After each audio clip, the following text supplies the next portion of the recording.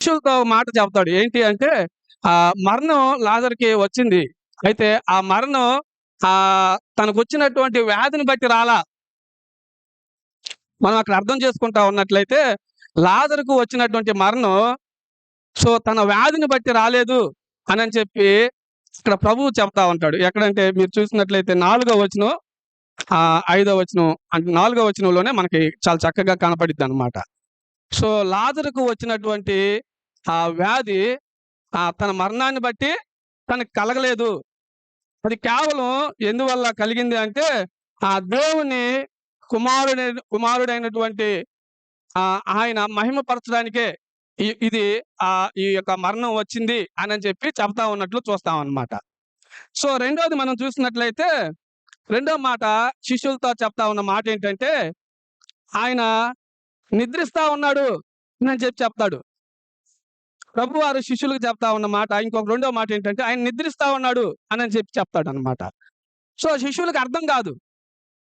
ఆయన చనిపోయాడు కదా, నిద్రిస్తాం ఏంటి? ఒకవేళ నిద్రిస్తా ఉన్నటువంటి వ్యక్తి అయితే మరలా ఏం చేయబడాలి? లేవాలి. చాలా అంటే ఆశ్చర్యంగా ఉంటాయి అన్నమాట శిష్యులకి యేసుప్రభు వారు చెప్పే ఆ 2 మాటలు. మార్తతో కూడా ఒక మాట చెప్తాడు. ఏంటి అంటే మార్తతో చెప్పేటువంటి మాట సో నీ సహోదరుడు మరలా లేచును అని చెప్పి 23వ వచనంలో చూస్తామన్నమాట. నీ సహోదరుడు మరలా లేచును అని చెప్పి మార్తతో చెప్తా ఉన్నటువంటి మాటని మనం చూస్తాం.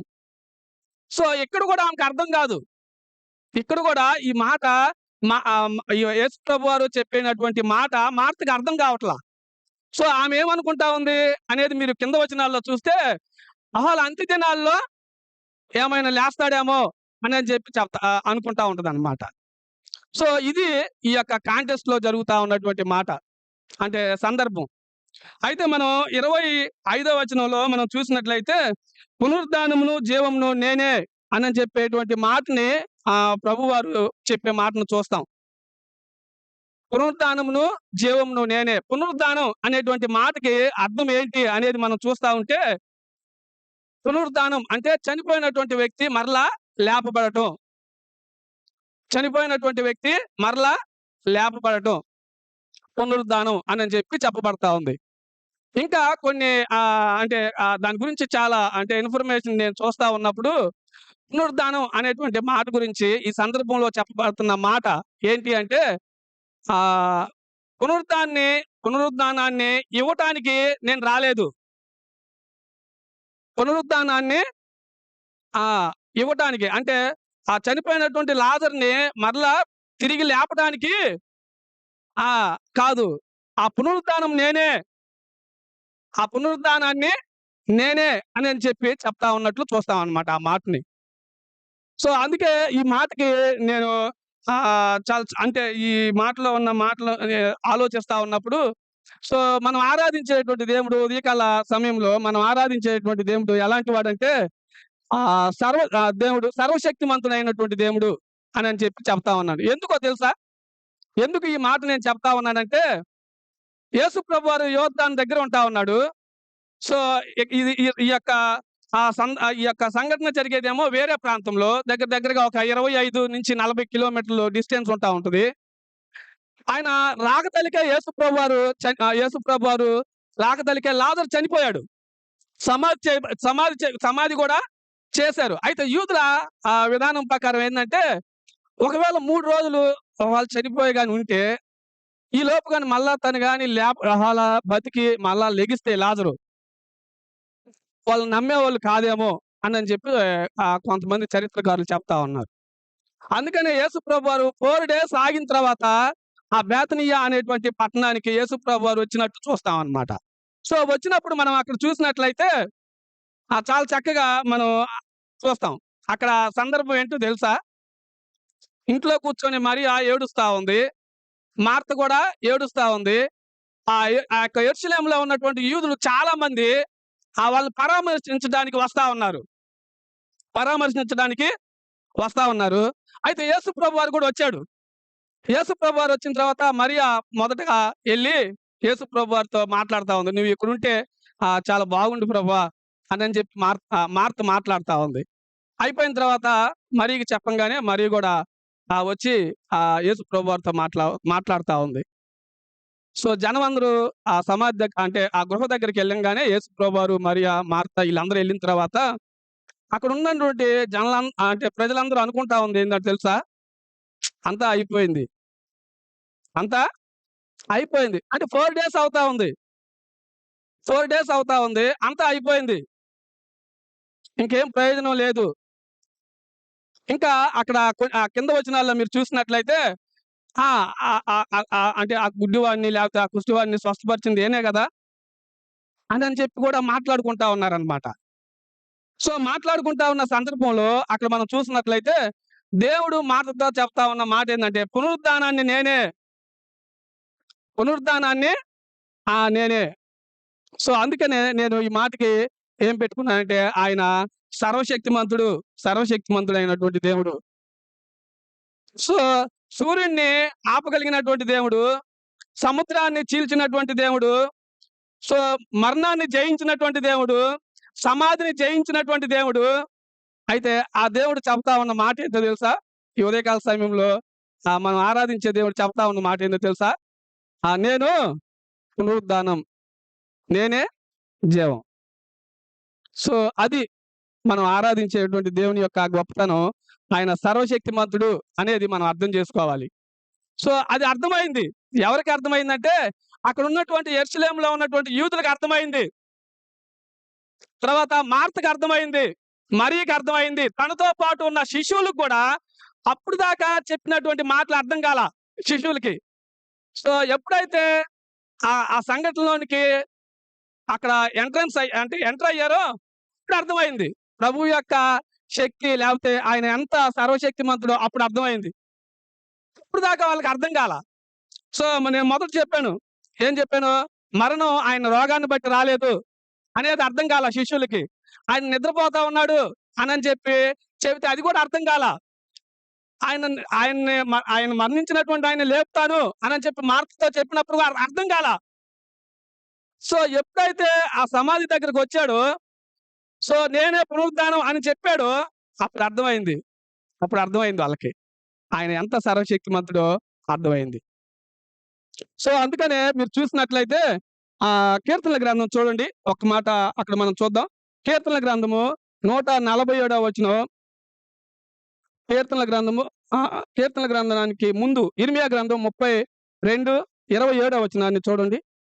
ఇర్మియా గ్రంథము 32వ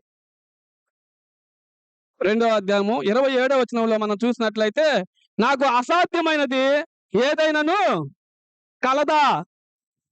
అసాధ్యమైనది నాకు ఏదైనను కలదా? తర్వాత కీర్తనల గ్రంథంలో 147 5వ వచనంలో కూడా మనం చూసినట్లయితే, మన ప్రభువు గొప్పవాడు. బలములో ఆయన ఎలాంటి వాడు? అతిశయుడు, అతిశయుడు, అతిశయుడు. అందుకని చెప్పే ఆయన సర్వశక్తిమంతుడైనటువంటి దేవుడు.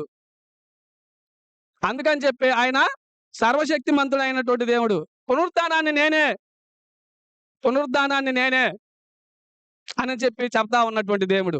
ఈ ఉదయకాల సమయంలో ఆయన్ని మనం ఆరాధించకుండా ఉండలేం. ఈ మాటలను మనం చూస్తా ఉన్నప్పుడు. అందుకనే ఇంకొక మాటని నేను మీకు చూపించాలని చెప్పి ఇష్టపడతా ఉన్నాను. చూడండి ఒకసారి 35వ వచనం, 36వ వచనాన్ని.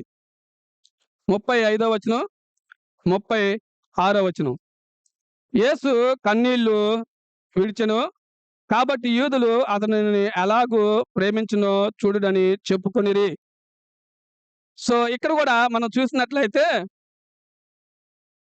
దేవుని యొక్క అంటే ఈ కన్నీళ్లు విడవటం, లేకపోతే యేసు ప్రభువారు ఏడవటం అనేటువంటి ఈ 2 మాటలు చూస్తా ఉన్నప్పుడు ఆయనలో ఉన్నటువంటి గొప్ప లక్షణం ఏం అర్థం అవుతా ఉంది అంటే దేవుని యొక్క ప్రేమ.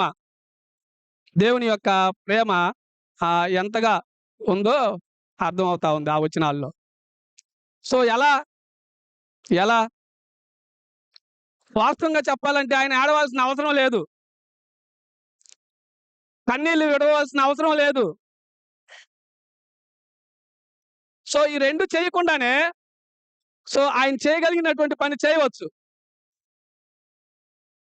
ఆయన ఏడవకుండా, ఆయన కన్నీళ్లు విడవకుండా ఆయన చేయగలిగినటువంటి పని ఆయన చేయొచ్చు.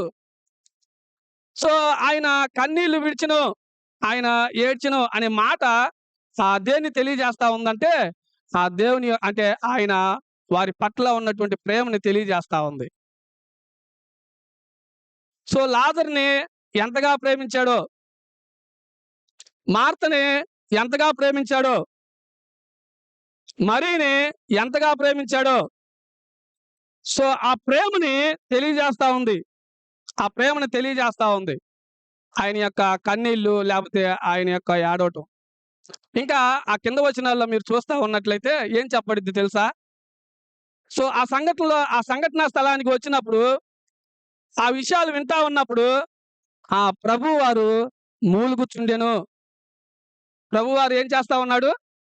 ఆత్మలో మూలుగుచుండెను అనని చెప్పి ఆ కింద వచనాల్లో మనం చూస్తామన్నమాట. ఆ కింద వచనాల్లో మనం చూస్తాం. అందుకనే చెప్పి మీరు గాని ఆ కింద వచనాల్లో మీరు చూసినట్లయితే ఆత్మలో ఆయన మూలుగుచుండెను అనని చెప్పి చూస్తా ఉంటాం అన్నమాట.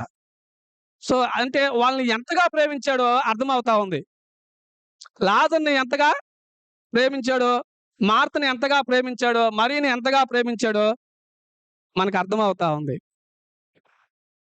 సో, అదే అంటే ఆ దేవుడే, వారిని ప్రేమించినటువంటి దేవుడే నిజంగా ఈరోజు కూర్చున్నటువంటి నిన్ను, నన్ను కూడా ప్రేమించినటువంటి దేవుడు. ప్రేమించినటువంటి దేవుడు. అందుకనే కీర్తనల గ్రంథం చూడండి. కీర్తనల గ్రంథం 103వ కీర్తన. కీర్తనల గ్రంథము 103వ కీర్తన 13వ వచనాన్ని చదవండి ఒకసారి. కీర్తనల గ్రంథము 103వ కీర్తన 13వ వచనం. తండ్రి తన కుమారుల ఎడల కనికరపడినట్లు, జాలిపడినట్లు యెహోవా తన యందు భయభక్తులు గలవారి ఎడల జాలిపడును. ఇక్కడ మనం చూస్తా ఉన్నట్లయితే సో, మనం ఆరాధించేటువంటి దేవుడు ప్రేమ కలిగినటువంటి దేవుడు. చాలా సందర్భాల్లో అంటే లాజరు పట్ల, మార్త పట్ల, మరియ పట్ల ఎలా అయితే జాలి పడ్డాడో, ఎలా అయితే కన్నీళ్లు విడిచాడో, ఎలా అయితే ఏడ్చాడో, నిజంగా అలాంటి అంటే ప్రేమని మన జీవితాల పట్ల ఎన్నో సార్లు చూపించాడు. ఎన్నో సార్లు చూపించాడు. సో, దాన్ని మనం గాని ఒక్కసారి అర్థం చేసుకుంటే ఆ ప్రేమకి మనం విలువ కట్టలేం. దేవుడు మన జీవితాల్లో చూపించినటువంటి ఆ ప్రేమకి మనం విలువ కట్టలేం అసల. అందుకని చెప్పే ఇక్కడ కూడా మనం ఈ సందర్భంలో చూస్తా ఉంటాం. దేవుని యొక్క ప్రేమని చూస్తా ఉంటాం. ఆయన కన్నీళ్లు విడవటం, ఆయన ఏడవటం అనేటువంటి మాటల్లో దేవుని యొక్క ప్రేమ కనపడతా ఉంది. సో, నీ పట్ల, నా పట్ల కూడా ఎన్నో సార్లు ఆయన ప్రేమ చూపించాడు. ఎన్నో విషయాల్లో ఆయన ప్రేమ చూపించాడు. నిజంగా చెప్పాలంటే ఈరోజు మనం రక్షించబడ్డాం అనంటే ఆయన యొక్క ప్రేమే. ఆయన ఉచితమైనటువంటి ప్రేమ, ఉచితమైనటువంటి కృప మన పట్ల చూపించిన దాన్ని బట్టే ఈరోజు నువ్వు నేను ఇక్కడ కూర్చొని ప్రభువుని ఆరాధించగలుగుతా ఉన్నాం. ఇంకొక విషయం చెప్పాలంటే ఆయన ఎన్నో సార్లు అంటే ప్రేమతో పాటు మన గురించి దుఃఖపడి కూడా ఉండొచ్చు. ఆయన కన్నీళ్లు కూడా పెట్టుకొని ఉండొచ్చు. అది మనకు అర్థం కాల. కానీ అక్కడ ఫిజికల్‌గా మార్తా మరియని కలిసినప్పుడు ఆ సందర్భంలో జరుగుతా ఉన్నప్పుడు ఆయన కన్నీళ్లు విడిచెను, ఏడ్చెను అనే మాట రియల్‌గా జరిగినటువంటి మాట. సో, నిజంగా ఎన్నో సార్లు దేవుని ప్రేమని మన పట్ల చూపించాడు. కానీ ఎన్నో సందర్భాల్లో మనం ఆయన్ని కొంచెం దుఃఖపరిచి ఉండొచ్చు. లేకపోతే మనం చూసినప్పుడు ఆయన ఏడ్చి ఉండొచ్చు. ఎందుకంటే మనం ఆయనకు దూరస్తులంగా అవుతా ఉన్న టైంలో. సో, కాబట్టి ఈ ఉదయకాల సమయంలో ఒకటి ఆయన సర్వశక్తిమంతుడైనటువంటి దేవుడు అనేది అర్థం చేసుకోవాలి. ఆయనకి అసాధ్యమైనది ఏది కూడా లేదు అనేది మనం అర్థం చేసుకోవాలి. రెండోది మనం చూసినట్లయితే అక్కడ ఇంకొక మాటను కూడా మనం చూసాం కీర్తనల గ్రంథంలో. ఆయన ఎంతో గొప్ప దేవుడు. ఆయన బలము ఎంతో అతిశయం కలిగినటువంటిది అనేది మనం చూసాం. తర్వాత రెండోది మనం చూసినట్లయితే ఆయన ప్రేమ కలిగినటువంటి తండ్రి అనేది రెండో మాటని మనం చూసాం. మూడోది మనం చూసినట్లయితే చూడండి ఒకసారి, ద్వితీయోపదేశకాండం 32వ అధ్యాయము 29వ వచనాన్ని చదవండి ఒకసారి. ద్వితీయోపదేశకాండము 32:29. ద్వితీయోపదేశకాండము ఆ! ఆ! 32 అమ్మా. ద్వితీయోపదేశకాండం 32, 39. ద్వితీయోపదేశకాండము నేనే దేవుడను, నేను తప్ప వేరొక దేవుడు లేడు. నేను చంపుతున్నాను, నేను బతికించుచున్నవాడును నేనే. నేను గాయపరచువాడును నేనే, స్వస్థపరచువాడిని కూడా నేనే. నా చేతిలో నుండి విడిపించువాడు ఎవడును లేడు. చాలు. ఇక్కడ మనం చూస్తున్నట్లయితే ఈ మాటకి నేను పెట్టుకున్న మాట ఏందంటే, అంటే దేవుడి మాటని నేను అర్థం చేసుకున్నది ఏందంటే, సో మన దేవుడు జీవాన్ని ఇచ్చేటువంటి దేవుడు. ఈ ఉదయకాల సమయంలో ప్రభువుని ఆరాధించడానికి వచ్చినటువంటి మనకి అర్థం కావాల్సిన మాట ఏందంటే, మన దేవుడు ఎలాంటి దేవుడు? జీవాన్నిచ్చేటువంటి దేవుడు. జీవాన్నిచ్చేటువంటి దేవుడు. మీరు యోహాను సువార్త 1వ అధ్యాయం 4వ వచనంలో కూడా మనం చూసినట్లయితే, ఆయనలో జీవం ఉంది. ఆ జీవం మనుషులకు ఏమై ఉంది? వెలుగై ఉన్నది. ఆ జీవం మనుషులకు ఏమై ఉంది? వెలుగై ఉన్నది అని చెప్పి చూస్తామన్నమాట. సో ఇక్కడ మనం చూసినట్లయితే, మనం 35, 36వ వచనంలో మనం చూసి, తర్వాత కింద 44వ వచనంలో కూడా మనం చూసినట్లయితే, ఈ మాటకి దేవుణ్ణి మనం ఎలా అర్థం చేసుకోవచ్చంటే, ఆయన జీవం కలిగినటువంటి దేవుడు, మనం ఆరాధించేటువంటి దేవుడు. మనం ఆరాధించేటువంటి దేవుడు ఎలాంటి దేవుడు? జీవం కలిగినటువంటి దేవుడు. జీవం కలిగినటువంటి దేవుడు. జీవాన్ని ఇచ్చేటువంటి దేవుడు. ఇంకా చెప్పాలంటే జీవాన్ని ఇచ్చేటువంటి దేవుడు. జీవం లేని దానికి జీవాన్ని పోసేటువంటి దేవుడు. ఇంకా చెప్పాలంటే జీవం లేని దానికి జీవాన్ని పోసేటువంటి దేవుడు. అపోస్తల కార్యాల గ్రంథము మీరు చూసినట్లయితే, అపోస్తల కార్యాల గ్రంథం 17వ అధ్యాయము 28వ వచనాన్ని చూడండి. అపోస్తల కార్యాల గ్రంథం 17వ అధ్యాయము 28వ వచనంలో మనం చూసినట్లయితే, మనం ఆయన యందు బతుకుచున్నాము, తృప్తి కలిగి ఉన్నాము, మనము సంతానము అని చాలమ్మా చాలు. ఇక్కడ మనం చూసినట్లయితే ఆయన జీవాన్నిచ్చే దేవుడు అని చెప్పి చెప్పడానికి గల ఇంకొక మాట ఏంటి అంటే, సో ఆయన మనం ఎవరివి? ఆయన సంతానం. అంటే ఆయన ఫ్యామిలీ మెంబర్స్ మనం, ఆయన కుటుంబ సభ్యులు మనం. అందుకని చెప్పే ఇక్కడ మనం చూసినట్లయితే ఆయన జీవాన్నిచ్చేటువంటి దేవుడు. సో మార్తా మరియ మనం చూసినట్లయితే వాళ్ళు ఆశ కోల్పోయారు. ఇంకా వాళ్ళకి ఎలాంటి హోప్ లేదు. సో అలాంటి సందర్భంలో కూడా ఏం చేశాడు ఆయన? ఏం చేశాడు? వాళ్ళల్లో ఆశను కలిగించాడు. ఇంకా చెప్పాలంటే వాళ్ళల్లో సంతోషాన్ని కలిగించాడు. ఇంకా చెప్పాలంటే వాళ్ళల్లో ఆనందాన్ని కలిగించాడు. చాలా దుఃఖంలో ఉంటా ఉన్నారు, చాలా వేదన పడతా ఉన్నారు, చాలా బాధపడతా ఉన్నారు. అసలు ఆ బాధలో నుంచి, ఆ వేదనలో నుంచి బయటికి రాలేని స్థితిలో ఉంటా ఉన్నారు ఆ 4 days, ఆ 4 రోజులు. అయితే ఎప్పుడైతే ఆయన జీవాన్నిచ్చే దేవుడు అని వాళ్ళు అర్థం చేసుకున్నారో, అప్పుడు వాళ్ళ జీవితాల్లో ఏం కలిగింది? నేను అనుకుంటా ఉన్నాను, అప్పుడు దాకా వేదనలో, బాధలో, అసలు ఎంతో శోకంలో ఉన్నటువంటి వాళ్ళ జీవితాల్లో ఏమొచ్చింది? సంతోషం వచ్చిందేమో అనుకుంటా ఉన్నాను. ఆనందం వచ్చిందేమో అనుకుంటా ఉన్నాను.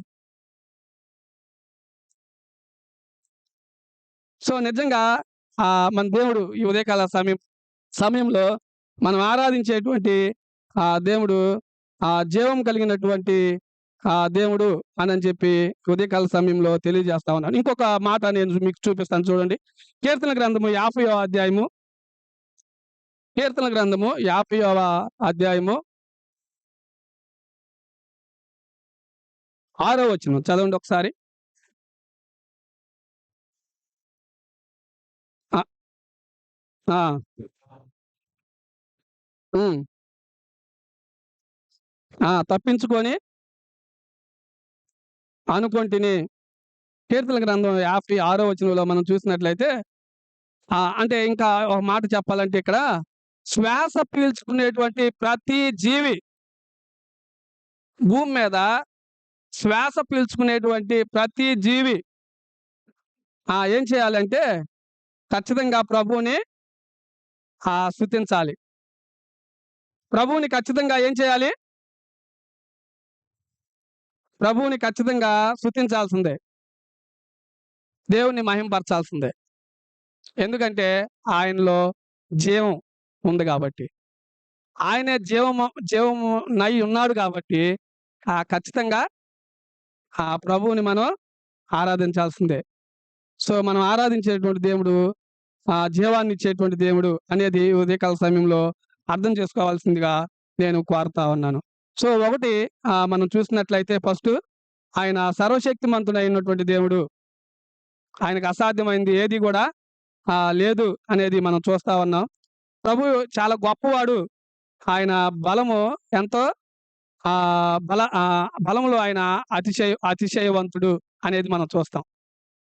సో, హోప్‌లెస్ కండిషన్‌లో అంతా అయిపోయింది అన్న సందర్భంలో వాళ్ళలో ఆశని చిగురించినటువంటి దేవుడనమాట మన దేవుడు. సో, కాబట్టి ఆయన సర్వశక్తిమంతుడైనటువంటి దేవుడు. తర్వాత రెండోది మనం చూసినట్లయితే దేవుడు మనం ఆరాధించేటువంటి దేవుడు ఈ ఉదయకాల సమయంలో ప్రేమ కలిగినటువంటి దేవుడు. చాలా ప్రేమ కలిగినటువంటి దేవుడు అనేది ఈ ఉదయకాల సమయంలో మీకు తెలియజేస్తా ఉన్నాను. సో, మూడోది మనం చూసినట్లయితే మన దేవుడు జీవాన్నిచ్చేటువంటి దేవుడు.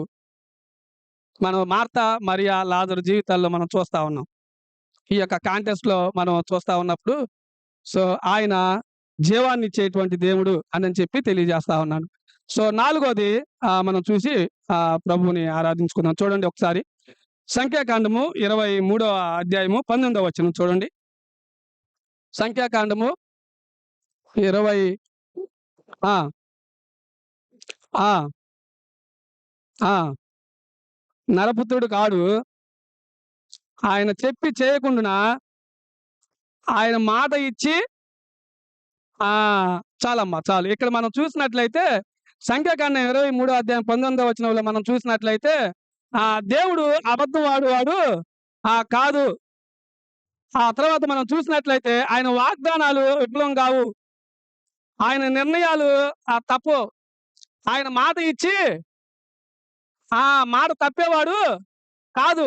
ఎందుకు ఈ మాటలు నేను మీకు ఈ యొక్క ఉదయకాల సమయంలో గుర్తు చేస్తా ఉన్నానంటే ఆల్రెడీ శిష్యులతో చెప్పాడు. మార్తతో కూడా చెప్పాడు.